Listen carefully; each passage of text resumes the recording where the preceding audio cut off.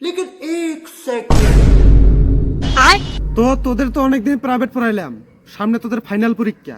আচ্ছা কিছু প্রশ্ন তনু, সেই প্রশ্নের কিন্তু উত্তর দিতে হবে, ঠিক আছে?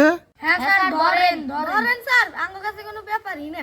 তো বাইজি তুই ক, বায়ুমণ্ডল কাকে বলে? স্যার, মন্ডল কাকার বাড়ির উপর দিয়ে যে বাতাসটা যায় তাকে বায়ুমণ্ডল বলে।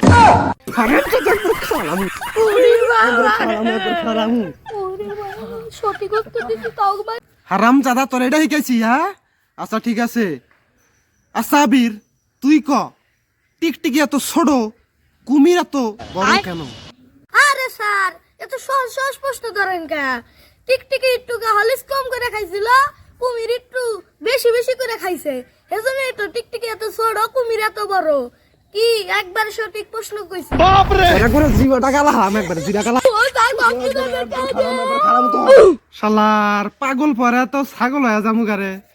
এরা এবার তুই সঠিক উত্তর দে। তুই ক, বসন কয় প্রকার? ये फंस गया सी আজকে যদি সঠিক উত্তর না দিতে পারি তাহলে তো গোড়া পালা দিব।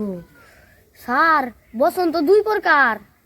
হ্যাঁ ঠিক আছে, তাইলে বাবা তুমি এবার বলো তো বসন কয় প্রকার ও কি কি?